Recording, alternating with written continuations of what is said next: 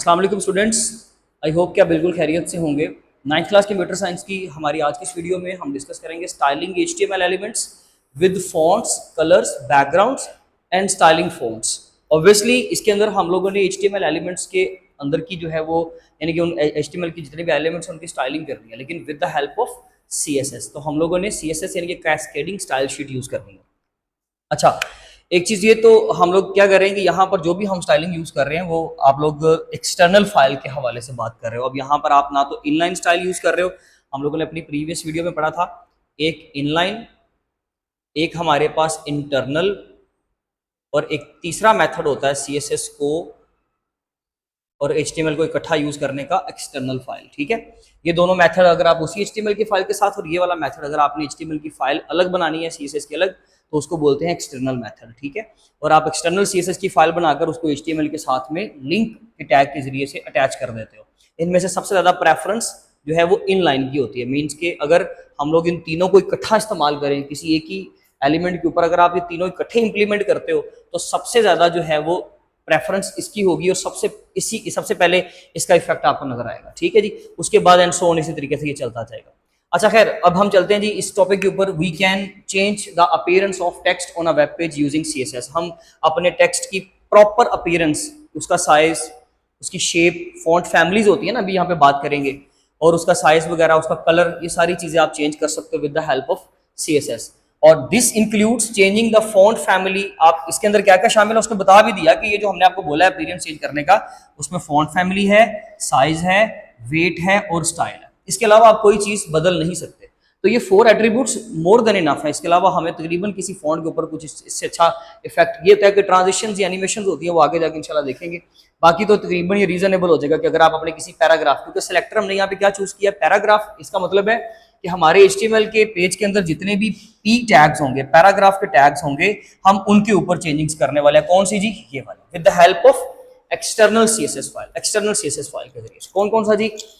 Font family, ये देख लीजिएगा, स्टाइल यही इसी तरीके से लिखेंगे आप, दरमियान में हाइफन है। फॉन्ट फैमिली कौन सी है जी? एरियल, साथ में सैंस सेरिफ है।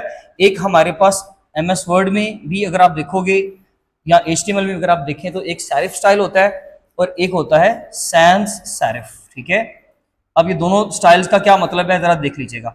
अगर मैं एक टेक्स्ट लिखूं इस तरीके से, जैसे कि मैंने इसके अंदर ये जो शार्प एजेस हैं वो यूज कर दी है,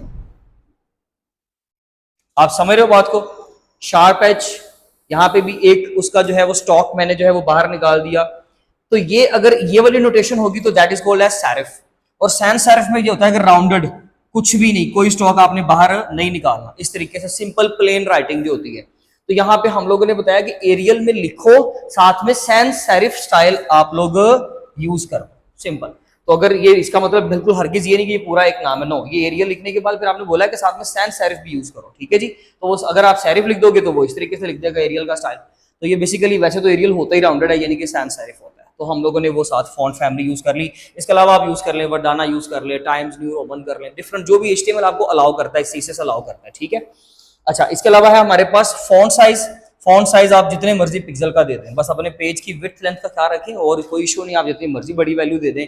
आपको जस्ट आपके काम के ऊपर डिपेंड करता है कि आप किस तरह का काम कर रहे हो। तो 16 पिक्सल आपने दिया है, तो 16 पिक्सल के अकॉर्डिंगली वो आपके जो है फॉन्ट को साइज को बढ़ा देगा, ये कम कर देगा।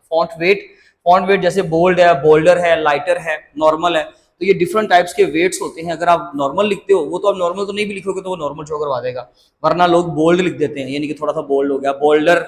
वो एज कम्पेयर टू पेरेंट, जो ऊपर पेरेंट, जो पेरेंट का स्टाइलिंग होती है ना, यानी कि जो उससे बड़ा टेक्स्ट होता है, वो उसके मुताबिक क्या कर देता है, उसको एडजस्ट कर देता है कि वो उससे छोटा कम से कम नजर आए। और इसके अलावा लाइटर, वो उसको थोड़ा सा कम कर देता है। तो बेसिकली बोल्डर और लाइटर जो है वो डिपेंड कर रहे होते हैं आपके ऊपर वाले जो है वो एट्रीब्यूट के ऊपर आपने अगर जो पेरेंट एट्रीब्यूट यूज किया है वो किस तरह का, यानी कि जो ऊपर वाली हेडिंग है या ऊपर वाला जो पैराग्राफ है वो किस तरह का है। इसके अलावा फॉन्ट स्टाइल है। फॉन्ट स्टाइल होता है जैसे कि अटैलिक।